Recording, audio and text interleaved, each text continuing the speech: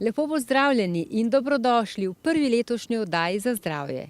Danes jo začenjamo z nasveti iz kalčka, ki jih za nas pripravlja Jelena Dimitrijevič. Jelena, kako lahko izpolnimo novoletne obljube in začnemo bolj zdravo živeti? Ja, to je vprašanje, ki ga največkrat postavimo, oziroma toliko smo navdušeni, imamo entuzijazem, zdaj bomo naredili spremembo, ampak važno je samo, da postavimo jasne cilje in da ne pretiravamo, ne rečemo, zdaj bom 3 mesece tako pa tako ali se prehranjeval ali gibal ali ne vem kaj, ampak postavimo realne cilje, krajše cilje, ki so dostopni in se definitivno obkrožimo z ljudmi, ki so tudi bolj disciplinirani, ki nam bojo pomagali v tem procesu, ki nas bojo podprli, pa hkrati se dobro informiramo, kaj je treba vse početi, da bi dosegli ta cilj. To so prvi koraki. Kaj pa svetujete za zdravo in trajno izgubo odvečnih kilogramov? To pomeni ne dieta, ampak sprememba načina življenja. Seveda jaz vsakič svetujem polnovredno rastlinsko hrano. V tem primeru res je poudarek na nizkomaščobni polnovredni rastlinski prehrani, kar pomeni tam nekje 10 do maksimalno 15% dnevnih kalorij iz maščob, polnovrednih maščob, potem 70-80% so polnovredni ogljikovi hidrati, sadje, zelenjava, stročnice, žita, ki vsebujejo tudi veliko kakovostnih beljakovin.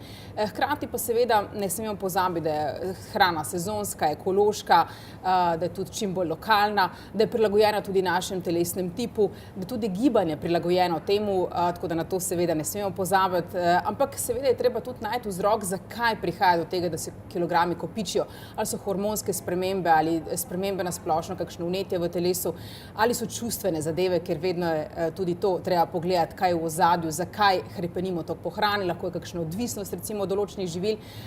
Tako da, ko najdemo pravi vzrok, zakaj prihaja do tega, potem je bolj enostavno rešiti te zadeve.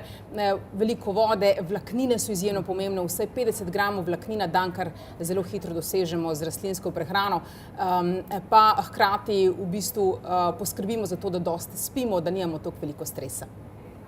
Kaj pa kakšni dodatni ukrepi, ki lahko še pomagajo? Ja, vsekakor pomaga, tudi jaz zadnje čase velikokrat svetujem ljudem, če so na to pripravljeni, pa lahko je treba poskusiti večkrat, intermitentno postenje, kar pomeni, da recimo samo v enem časovnem okvirju užijamo seveda polnovredno hrano, brez dodanih sladkorjev, predelanih živil in tako dalje, ampak polnovredno rastlinsko prehrano, v 8-urnem časovnem okvirju, kar pomeni, da recimo 16 ur ne jemo. Začnemo zvečer, kakor komu ustreza. Eni bojo recimo bolj imeli zajtrk, drugi pa bojo recimo imeli bolj take večerje ob 16, ne pa pozno ob 7-8.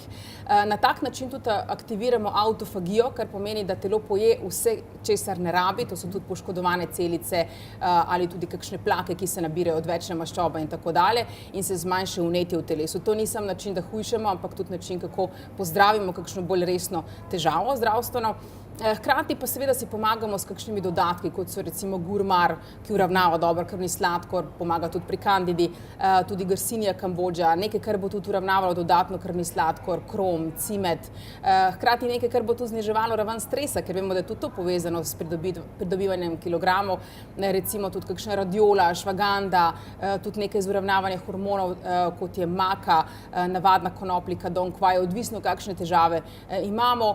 Seveda, če imamo kakšno pomanjkanje nutrientov, na to ne smemo pozabiti, zaradi tega, ker dostikrat imamo preveč kilogramov, ampak dejansko smo celično podhranjeni. Tako da nekaj teh osnovnih stvari, pa še mogoče kakšen individualen nasvet bi nam pomagal vsekakor, da lažje gremo skozi to fazo končne izgube kilogramov oziroma da začnemo bolj zdravo živeti.